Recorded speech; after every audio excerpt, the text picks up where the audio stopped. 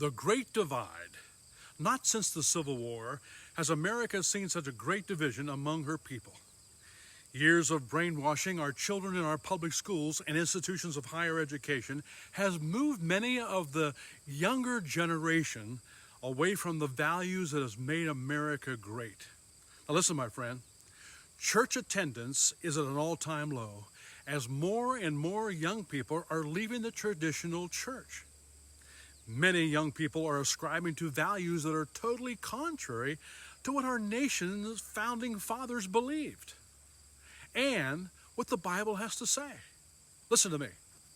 Today, 70% of our young evangelicals are leaving the church never to return. America has seen a moral decline as a new civil war that is being fought with two very different worldviews.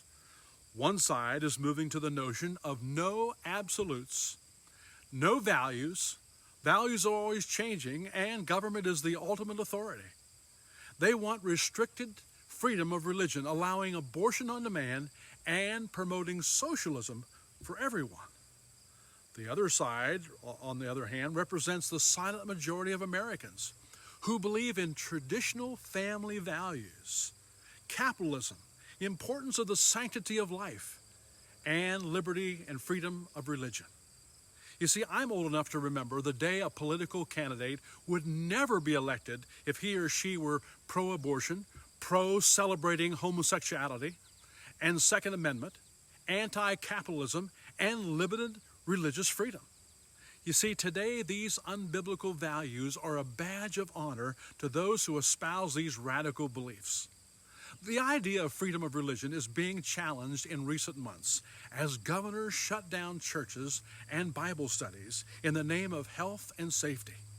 Many pastors in California will not go along with unconstitutional mandates closing churches while large, violent protests in major cities are being ignored. Mega church pastor John MacArthur in California, he's refusing to close his church and bow down to the totalitarian mandates of a bully governor.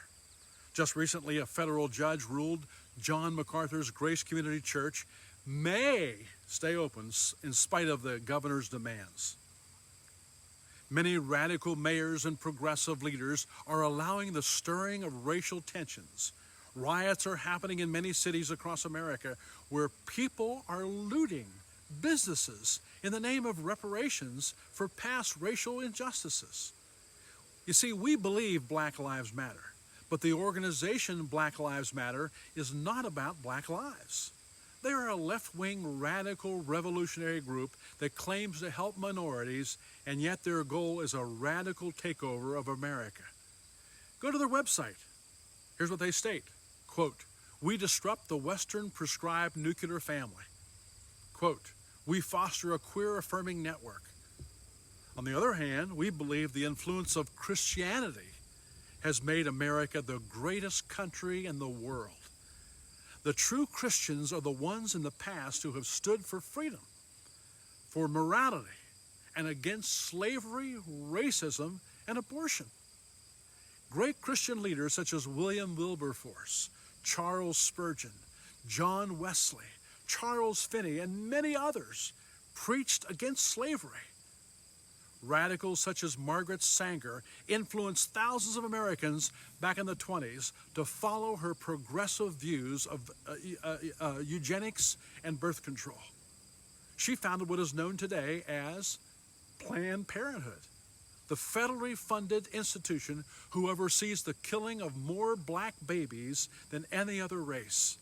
79% of Planned Parenthood's surgical abortion facilities are located within walking distance of black communities.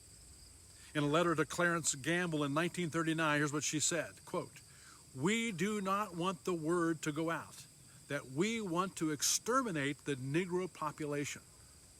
The negative influence of Margaret Sanger, my friend, has impacted our nation even today. The progressives will not stop till they tear down statues, rewrite history, and take control of every aspect of our lives. Abraham Lincoln said in this Gettysburg Address, "Now we are engaged in a great civil war.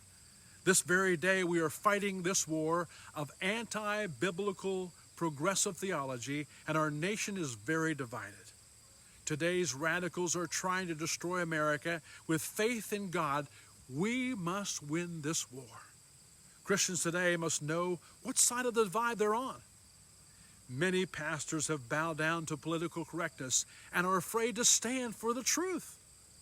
We need pastors like the ones in the Revolutionary War who joined other pastors in the Black Robe Regiment, fighting with other Americans for the cause of freedom. These guys were serious. We need people today who will not back down and will stand on their convictions. We must go to the polls and vote on November 3rd. Hey, let's make the pledge to each other, our lives, our fortunes, and our sacred honor. This is Mark Witt. Have a great day.